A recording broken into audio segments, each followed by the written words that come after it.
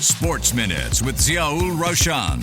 Money FM 89.3. It's time for Sports Minutes with me, Ziaul Raushan. 6 points from their remaining 6 games. That's all that stands in the way of Liverpool and the Premier League title. An incredible achievement, made all the more remarkable because of how a certain Arr-neh Slot has seamlessly slotted into the helm after taking over from a certain Jurgen Klopp. And the last time I spoke to today's guest was in the week that Klopp had announced his departure from the club. In Jan 2024, my conversation with John Arne Riise was filled with ifs and buts. But less than 18 months later, it's flipped on its head as his beloved Liverpool stand on the cusp of coronation. John, welcome back to the show and welcome back to Singapore. How are you doing? Thank you very much. I'm doing fine. I just arrived this morning and it's a little bit hotter and warmer than I'm used to, but always nice to come back to Singapore. And I know you're going to be spending quite a bit of time in the sun, so it's about to get hotter. You're obviously in town for the JSSL Sevens, widely regarded as Asia's largest football tournament. You must be excited. I'm very excited because, football at that young age has changed a lot since I was young, and people having these opportunities to play against top players, academies and great teams. And I'm so happy to see that clubs from the UK are coming and to see how professional they are. So I'm excited to be here, see games, and like you said, I'm going to be in the sun, so that's going to be a problem. But I'm going to enjoy myself and hopefully see some good stuff and inspire young players to keep working. I hope you've got your suntan lotion handy because the sun might be out this weekend. But beyond sprinkling stardust, you're also handling a coaching convention, I believe. So talk to me about that. And in terms of giving your knowledge back, how excited are you? I'm very excited because I'm in a position to both players and coaches because I played under the best coaches, some of the best coaches in the world, learn from them. I am a coach myself. So I think for coaches to meet someone who's done it, I think it could be inspiring. Some advices, especially when it comes to coaching young players. I think that's how to acknowledge them, how to push them forward, because a lot more difficult now and more professionalism around the academies than when I was young. So I'm going to use my experience and talk to the players and the coaches, and hopefully they go back home with some new ideas. Absolutely. The JSSL Sevens happening this weekend. Be sure to Google it to find out how you can get involved. On the topic of coaching, John, one coach of all time who's given you a lesson that you carry for your life, who would it be? Oh, you're asking a difficult question because I don't want to be rude to anybody, but I get asked this question a lot about who's been the best manager for me and stuff. And obviously Rafa Benitez was incredible use for me because tactically, and we won the Champions League with him. So he was really important when it comes to tactics. But when it comes to my relationship with a coach, like man to man, I have to say Claudio Ranieri. Wow. When I was at Roma. He was really, maybe because he knew I was, Norwegian and didn't speak that well Italian or whatever, but he was somebody who meant a lot to me when I was in Rome, and he really got me back to my best. So it's really difficult, but one of these two. No, I love that you said Claudio Ranieri. Premier League fans in this part of the world will remember him for that remarkable Leicester season as well, right? With you, the Premier League legend, as well as the Champions League winner, we have to talk about your beloved Liverpool. But before that, I need to talk about this incredible transformation you've gone since the last time we've met. It's remarkable on the eye test alone how much you've shed and how sharp you look. You talked about wanting to be a machine again, I believe. Talk to me about this remarkable journey. Yeah, thank you, by the way. I was contacted by a reality show in Norway called 16 Weeks of Hell, which is basically some famous people in Norway who has lost their way a little bit, who want to change their routines in the daily life. And I was one of them who lost my way. I wasn't the normal myself. So I thought joining that, because it's on TV, I will maybe find myself again, what I'm known for. So I said to them, okay, I'll join, and I decided to go all in, be a machine again. And I lost 27 kilos in 16 weeks. Wow. And just after I run 24 hours on the treadmill.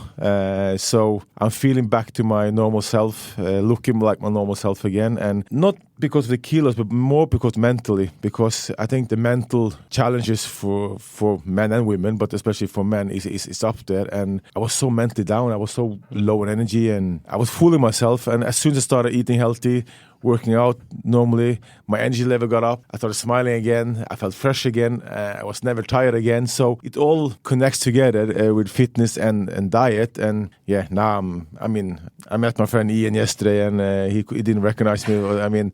it's people get shocked when they see me, but I take the good sign because I'm back to how people really see John Arne Riise. No, that's incredibly inspiring. You obviously talked about starting it because you were involved in a reality TV show, right? Some of the listeners obviously are not going to possibly be part of a reality show, but they may be sitting wondering, I don't need to do this. Let me just continue life. What's your message to them? I mean, I started doing online coaching now because of this journey. I've got so many messages from people who are inspired, want to change it, and I thought, you know what? This is something I want to do. So I started in Norway online coaching, and I'm going to do it in English as well because obviously I got lots of English followers. And basically, if you sit at home thinking, I want to do it, I should do it, I better do it, but you don't do it, then it's just a choice. But it's all about choices. If you want to feel fresh, I don't think about losing X amount of kilos or whatever, but if you know by yourself that you have good routines like with dieting, you work out, you sleep well, you will feel better. And I'm not talking about losing 5 kilos or 50 kilos. I'm just talking about mentally feeling that you're doing the right things in your daily life. And that was changed for me. But I didn't care about the kilos, but I felt awesome mentally. And the kilos will go because you're doing the right choices. Yeah. So everybody has a choice. And if you decide to sit at home thinking you should do this, that's your choice. Yeah. Nobody else, you're your own boss. Nobody else tells you to sit at home.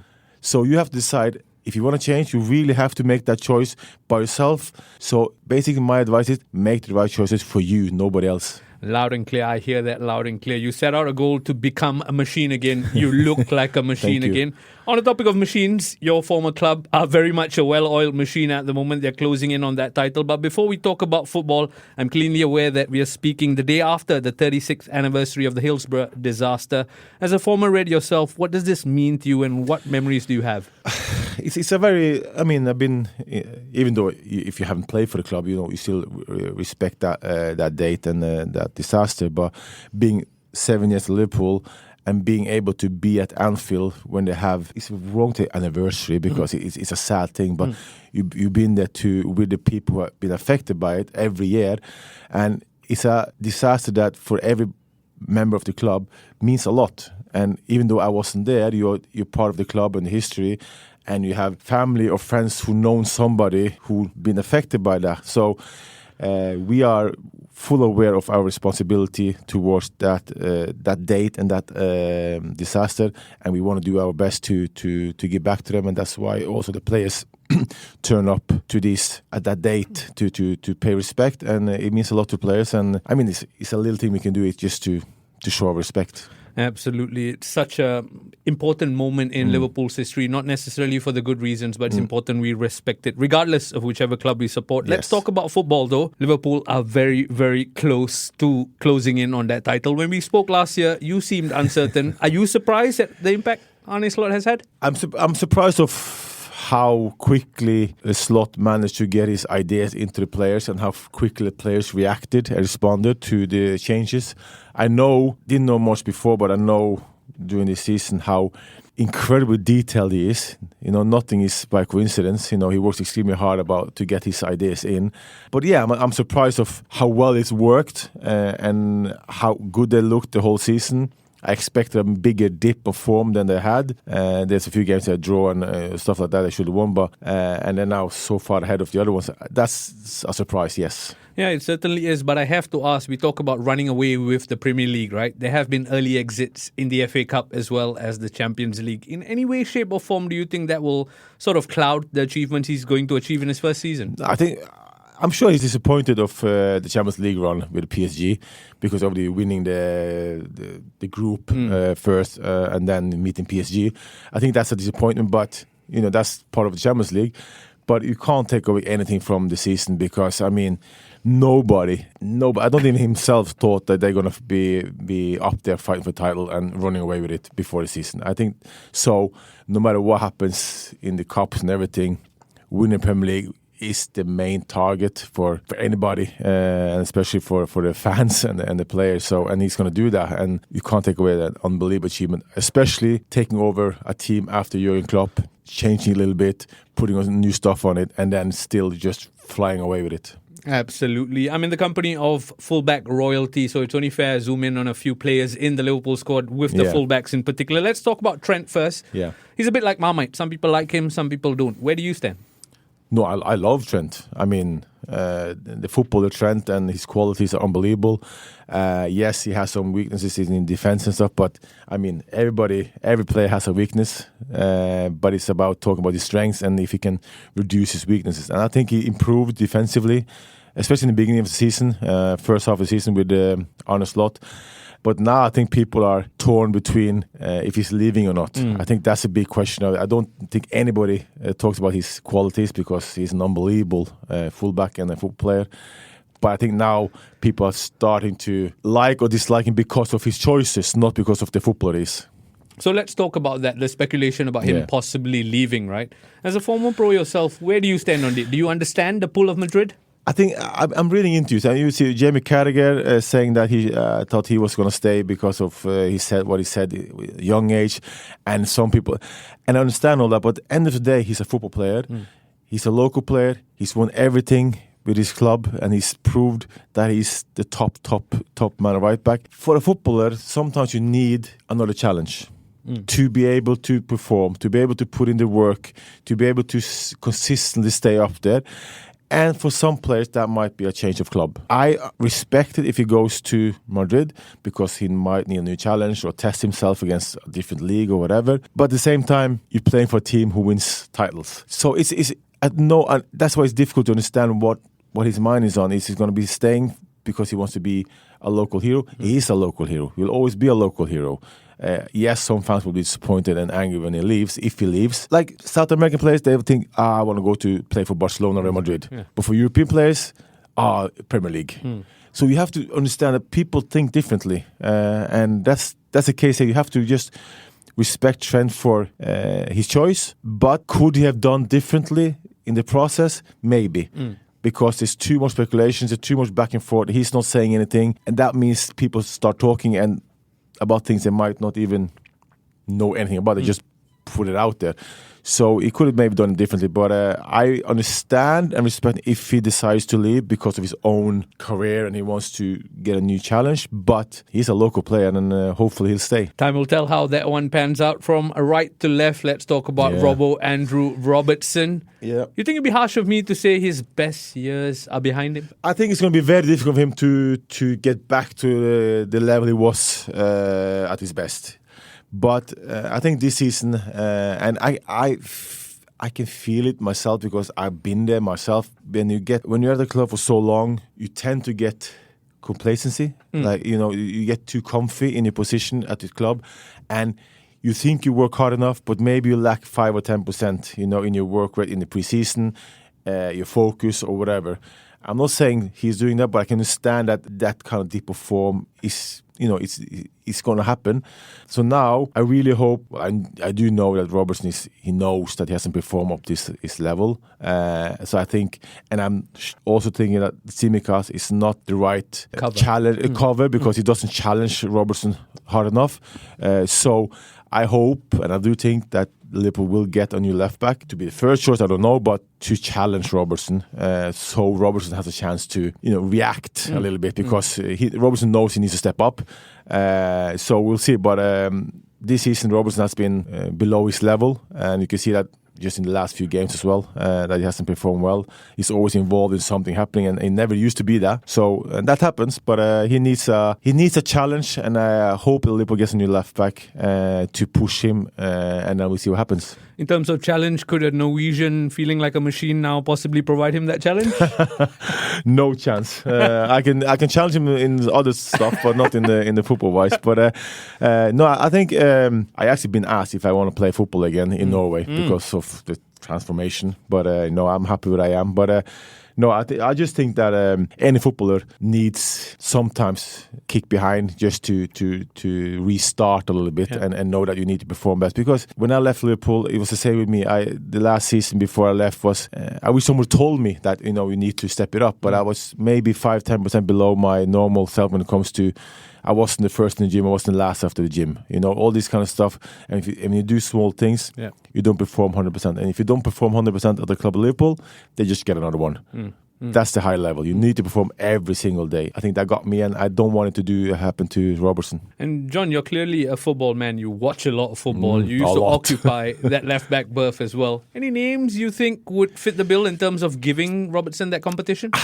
There's quite a few that the thing with Liverpool is that everybody wants to play for Liverpool, and everybody is target. But I do like the left back from Fulham. Okay, Robinson. Yes, yeah. I his style of play going forward, his stamina. I think that could be a good move, but. Then again, do Fulham want to sell, all that kind of stuff, and the prices and all that. But we'll see. But I'm sure the club is having a few names on the board already. Absolutely. We've talked about the possibilities. Let's talk about the certainties. Life, taxes, and Mo Salah topping the scoring charts. That seems for certain. The Liverpool fans must be over the moon with Mo Salah penning the deal. Yeah, I mean, I wasn't sure he was going to sign. I said a few months ago that I was quite sure Salah and Van Dijk will sign and Trent will not. Then it's just been back and forth the last couple of months, and now finally Salah signs, and I think that's an unbelievable move for the fans.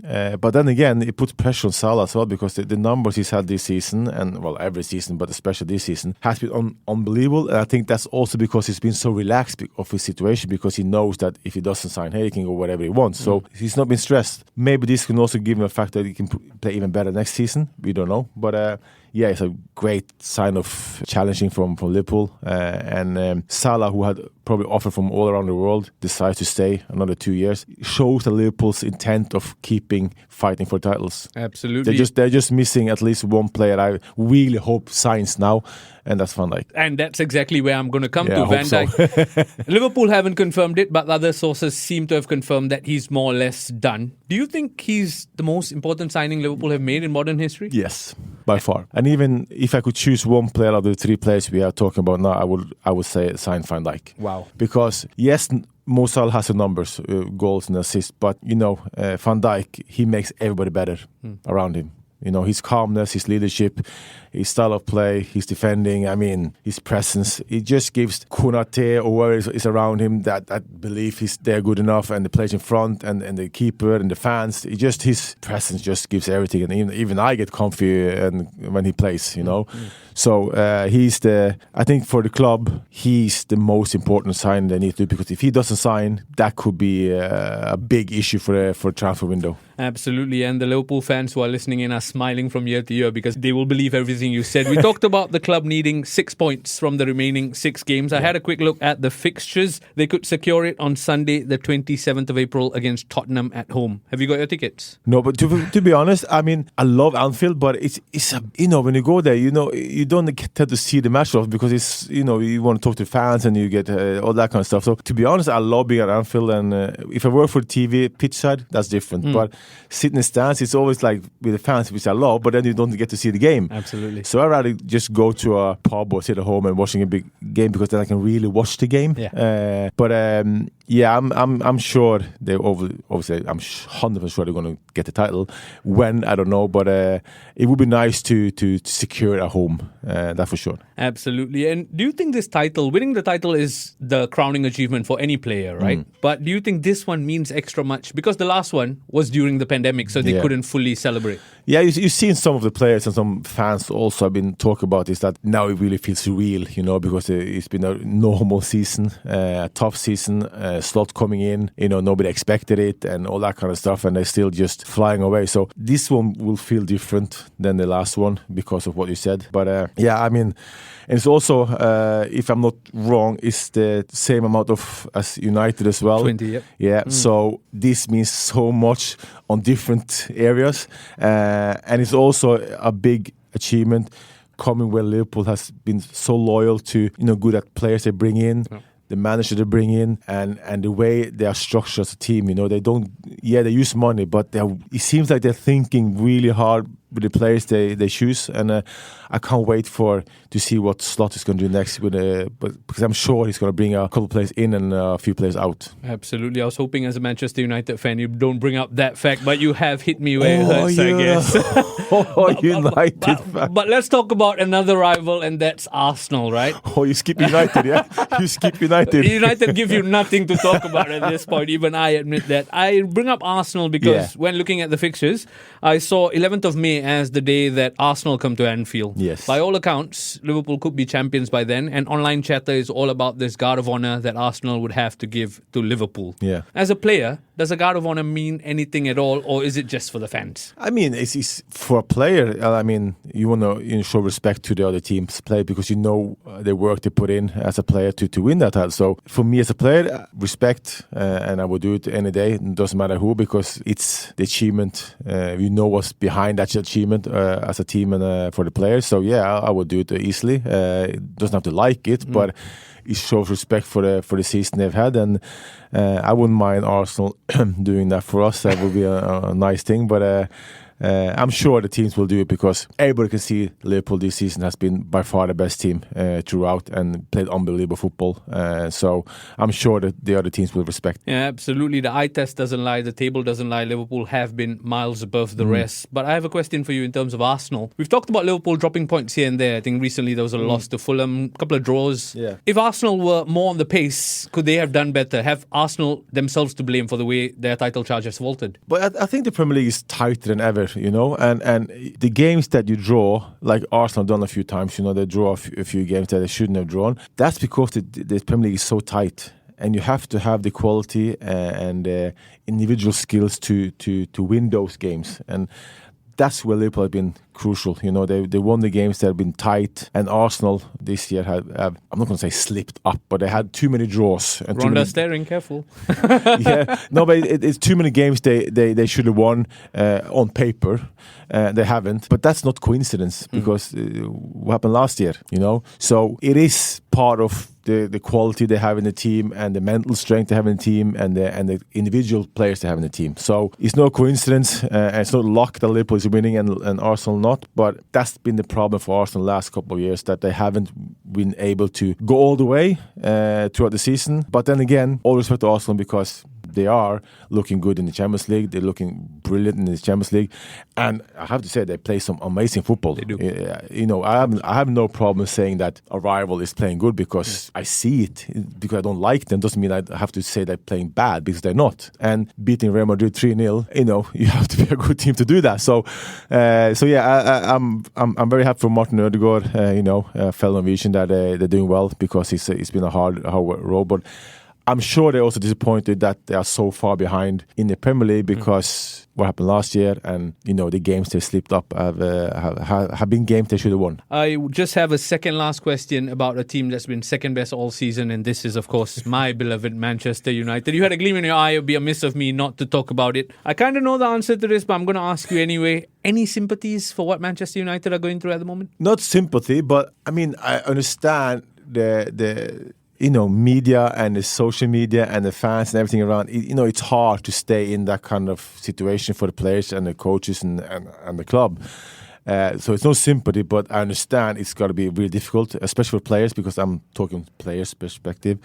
It must be really hard because when you look at a team, you think the players are not giving 100%. But as a player, I know they're trying 100%. But it could be mental thing. It could be, all sorts going on in the mind that it affects the players that they even don't know about. Because it's very weird to see how far behind United are at the moment and with the players they have. But hopefully they will get back up there and be fighting, because you want United up there to fight for the top four and everything. But they're going through a hard time now. And so no sympathy, but I understand that it's going to be really difficult for everybody involved, for the players' side to be involved in that kind of pressure, because whatever they do now, they get criticized. It is basically a club who needs to restart. And I think with the coach, you need to give him, because I'm sure he wouldn't have signed for United in that state without being promised to rebuild the team money-wise and getting the player he needs to do the system, because the players he has now are not good enough for the Premier League title or fight for top 4, and not for his style of play. So I'm sure he's been promised something, because to take over United at that state when he was coaching before, he wouldn't have signed unless he's got promised something. So I'm a little bit excited to see where United go next when it comes to players in and out. And you talked about choices earlier. It seems like all the bad choices have caught up. As a Manchester United fan, I just hope they start making the right choices soon. Speaking of choices, I'm going to make you make a choice as the final question for this one. If you had to choose, would you rather play for Jurgen Klopp's Red Army or Arr-neh Slot's Liverpool? You know what? I met both managers. I love them both. But when it comes to my style of play, I would have played for Jurgen Klopp, because that was bombing forward at the fullbacks, crossing and finishing, and just 100% 90 minutes just chaotic running, sprinting, and that was my style. So I think my style would have suited Jurgen Klopp well, even though he has offensive fullbacks, Arr-neh Slot as well, don't get me wrong, but the pace Jurgen Klopp played this game in was me, so I think I would have suited better with Jurgen if you compare those two. Yeah, absolutely. The heavy metal football could have used the Norwegian machine like you. I'm sure I would have been a success on the Jurgen Klopp. Yes, absolutely, John. I could sit here all weekend and talk to you about football, but you have far bigger things to do. I'm so grateful that you found time to speak to Sports Minutes on the sideline of JSSL Sevens. For the listeners, if they want to get involved at the event, maybe parents are wondering, should I bring my kids along? I've got not much going on this weekend. Why should they come on down? Well, basically just to see young kids play football, to see good kids, good academies, how they run, get to know how much work is behind being that good, and of course meet me. Fantastic. JSSL Sevens on Instagram, check them out. Follow John Arne Riise on Instagram to make the right choices and be inspired about your life. John, it's been an absolute privilege and pleasure. Thank you so much. Thank you, sir. Sports Minutes on Money FM 89.3.